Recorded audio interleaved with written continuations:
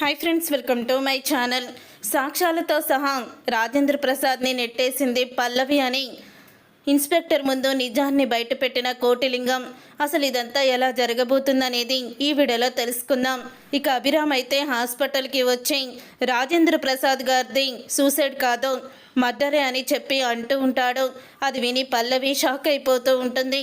అప్పుడే పల్లవి అయితే లేదు, మావిని ఎవరు మర్డర్ చేస్తారు, కావాలని దూకేశారు అని అంటూ ఉంటుంది. పల్లవి, మీరేమీ చూడలేదంటున్నారు, ఏదో చూసినట్టు మాట్లాడుతున్నారు.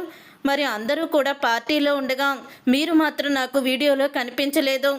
ఆయన పడిపోయిన తర్వాత మీరు లోపల నుంచి బయటికి వచ్చారు, మీరు ఎక్కడికి వెళ్ళారు అని అడుగుతూ ఉంటాడు ఇన్స్పెక్టర్. అయితే అప్పుడే ఇక పల్లవి అయితే నేను అప్పుడు వాష్రూమ్కి వెళ్ళి అప్పుడే బయటికి వచ్చాను, ఇంతలో మావయ్య కింద పడిపోయి ఉన్నారు అని అంటూ ఉంటుంది పల్లవి.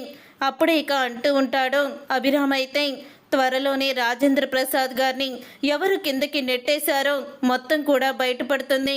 నాకైతే కొన్ని సాక్ష్యాలు దొరికాయి, వాటి ఆధారంగానే ఇప్పుడు నేను అంతా కూడా ఇన్వెస్టిగేషన్ చేయబోతున్నాను అంటూ చెప్తూ ఉంటాడు అభిరామ్. అయితే అప్పుడే ఇక పల్లవి అయితే చాలా భయపడిపోతూ ఉంటుంది.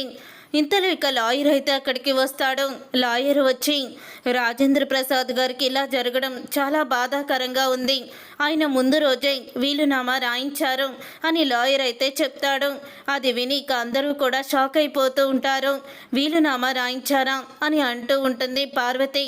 అవునండి, ఆయన వీలునామా రాయించారు, ఆ వీలునామాలో ఏముందో చదవండి అని అంటూ ఉంటాడు ఇన్స్పెక్టర్. అయితే అప్పుడే ఇక అభిరామ్ అలా అనడంతో ఇక లాయర్ అయితే చదువుతూ ఉంటాడు. ఇప్పుడెందుకు, మావయ్య గారికి బాగోలేనప్పుడు ఈ వీలునామా చదవడం అవసరమా అని అంటూ ఉంటుంది పల్లవి. ఇంతలో ఇక కమల్ అయితే మీరు చదవండి అని అంటూ ఉంటాడు. అప్పుడు ఇక పల్లవి అయితే ఇప్పుడు అవనికి రాసిన సగం ఆస్తి మొత్తం కూడా బయట పెడతాడు అని అనుకుంటూ ఉంటుంది పల్లవి. అప్పుడే ఇక రాజేంద్ర ప్రసాద్ గారు అవని పేరు మీద 51%, అలాగే తన కూతురు పేరు మీద, కమల్ గారి పేరు మీద, శ్రేయ గారి పేరు మీద మిగతా 51% రాశారండి అని చెప్పి వీలునామా అయితే చదువుతాడు. అది విని ఒక్కసారి అందరూ కూడా షాక్ అయిపోతూ ఉంటారు. అప్పుడే ఇక అంటూ ఉంటాడు అభిరామ్ అయితే అవని ఆయన్ని మనస్తాపంతో చంపేసిందని మీ అందరూ కూడా అంటున్నారు, కానీ ఇక్కడ జరిగింది వేరేలా కనిపిస్తుంది. ఆయన అవని మీద కోపంగా ఉంటే అవని వల్లే ఆయన మనశ్శాంతి లేకుండా సూసైడ్ చేసుకోవాలని అనుకుంటే ఆవిడ పేరు మీద సగం ఆస్తి ఎందుకు రాస్తారు అని అంటూ ఉంటాడు అభిరామ్. ఆ మాట విని ఇంకా అందరూ కూడా షాక్ అయిపోతూ ఉంటారు. అప్పుడే ఇంకా పల్లవి అయితే ఇది అన్యాయం, అసలు అవని పేరు మీద సగం ఆస్తి రాయడం ఏంటి, మిగతా వాళ్ళం ఏమైపోతామని అని అంటూ ఉంటుంది పల్లవి. అదేంటి, ఇప్పటి వరకేమో అసలు వీలునామా ఎందుకు చదువుతున్నారు, మావయ్య గారి పరిస్థితి బాగోలేదు కానీ మరి ఇప్పుడేంటి అలా మాట్లాడుతున్నావు అని అంటూ ఉంటుంది పార్వతి. అయితే అప్పుడే ఇక ఏమీ మాట్లాడలేకపోతుంది పల్లవి. ఇక అంటూ ఉంటాడు అభిరామ్ అయితే ఆయన స్పృహలోకి రావాలి, ఈలోగా మేము ఒక ఇన్వెస్టిగేషన్ చేయబోతున్నాము అని వెళ్ళిపోతాడు. అలా వెళ్ళిపోయిన తర్వాత ఇక శ్రేయ అయితే అసలు ఏంటి ఇలా జరిగింది, ఏంటి నువ్వేం మాట్లాడవా అని తన భర్తని అడుగుతూ ఉంటుంది. అప్పుడే ఇక ఇప్పటి వరకు కూడా జరిగింది చాలు శ్రేయ, ఇప్పటికైనా కొంచెం కళ్ళు తెరుచుకో అని అంటూ ఉంటాడు శ్రీకర్. నాన్ని పరిస్థితిలో ఉంటే ఇప్పుడు ఆస్తి కోసం గొడవలు పెట్టుకోవడం అస్సలు కూడా మంచిది కాదు, నాన్న స్పృహలోకి వస్తే కానీ ఏ విషయం అనేది తెలీదు అని చెప్తూ ఉంటే అప్పుడే ఇక శ్రేయ కూడా మౌనంగా ఉంటుంది. ఇంతలో పల్లవి అయితే చాలా టెన్షన్ పడుతూ ఉంటుంది. అలా టెన్షన్ పడుతూ ఉండగా అప్పుడే ఇక అక్షయ్ అయితే అవని అసలు నాన్న టెర్రస్ మీదకి ఎందుకు వెళ్ళారంటావు అని చెప్తూ ఉంటే అదే నాకు అర్థం కావడం లేదు, కానీ టెర్రస్ మీద మాకు ఒక క్లూ దొరికింది, దాన్ని బట్టి ఇన్వెస్టిగేషన్ చేస్తున్నారు అని అవని అయితే చెప్తుంది. అసలు వీళ్ళకి ఏం క్లూ దొరికిందో అర్థం కావడం లేదే అని పల్లవి అయితే చాలా వణికిపోతూ భయపడిపోతూ ఉంటుంది. ఇంతలో ఇక అక్షయ్కి ఫోన్ అయితే వస్తుంది. అక్షయ్కి ఫోన్ రావడంతో అవనిని తీసుకొని బయటికైతే వెళ్తాడు. అలా వెళ్ళిన తర్వాత అప్పుడే ఇక పోలీస్ స్టేషన్లో కోటిలింగం అయితే ఉంటాడు. పోలీస్ స్టేషన్లో కోటిలింగాన్ని చూసి షాక్ అయిపోతూ ఉంటాడు.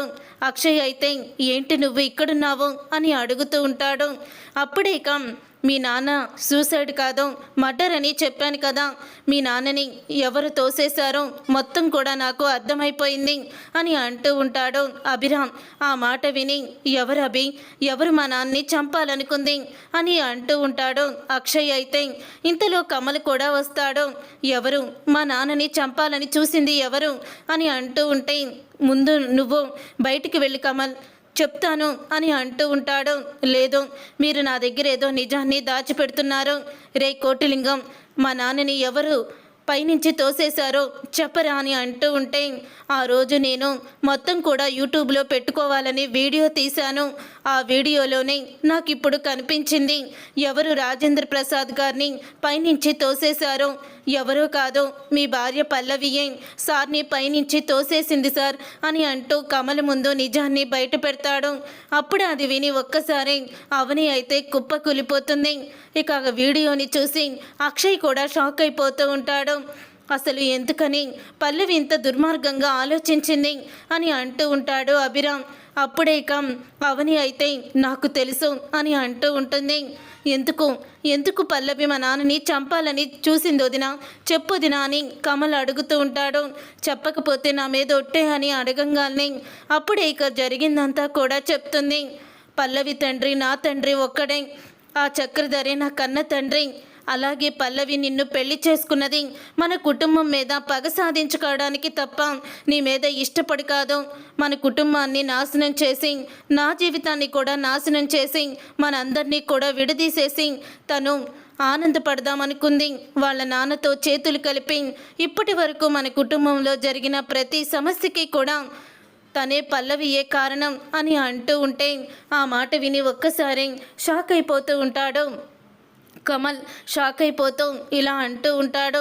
అసలు ఏం జరుగుతుంది, ఏమీ అర్థం కావడం లేదు అని అంటూ ఉంటే ఇప్పుడు నాకు అర్థమైంది అన్నయ్య, ఈ విషయం అందరి ముందు నాన్న బయట పెడతాడని పల్లవి చివరికి నాన్ననే చంపాలని చూసింది అని అంటూ ఉంటాడు. ఇక దాన్ని నేను బ్రతకనివ్వను, నేను ఈరోజే పల్లవిని చంపేస్తాను అని కోపంతో రగిలిపోతూ ఉంటాడు. అప్పుడే ఇక అభిరామ్ అందరూ కూడా హాస్పిటల్ దగ్గరికి అయితే వెళ్తారు. వెళ్ళిన తరువాత అప్పుడే ఇక లేడీ కానిస్టేబుల్ పల్లవి చేతికి సంకెళ్ళు వేయడం చూసి షాక్ అయిపోతూ ఉంటారు అందరూ కూడా. నన్నెందుకు అరెస్ట్ చేస్తున్నారు అని అనగానే అప్పుడే కమల్ అయితే పల్లవి పీక పట్టుకొని మా నాన్నని చంపాలనుకుంది నువ్వే కదే అని అంటూ కోపంతో రగిలిపోతూ ఉంటాడు. దీన్ని జైలుకి పంపించడం కాదు, నేను దీన్ని పైకి పంపిస్తాను అంటూ కోపంతో రగిలిపోతూ ఉంటాడు. ఇక ఇంట్లో వాళ్ళందరూ వీడియో చూసి షాక్ అయిపోతూ ఉంటారు. ఏంటి నానమ్మ ఇప్పుడు మాట్లాడు, నీ కన్న కొడుకుని చంపాలనుకున్నది నీ మనవరాలే, వాళ్ళ కుటుంబం సంతోషంగా ఉండాలన్నావు కదా, నీ కొడుకు కుటుంబాన్ని నాశనం చేసి చివరికి నీ కొడుక్కి పరిస్థితి తీసుకొచ్చిన నీ మనవరాలి విశ్వరూపం చూడు అని అక్షయ్ అంటూ ఉంటాడు.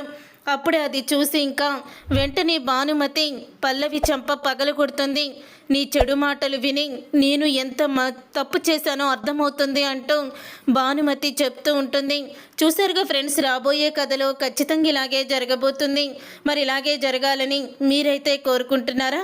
అయితే వీడియోని తప్పకుండా లైక్ చేసి ఛానల్ని సబ్స్క్రైబ్ చేసుకొని పక్కనే ఉన్న గంట సింబల్పై ఆల్ అని క్లిక్ చేయండి.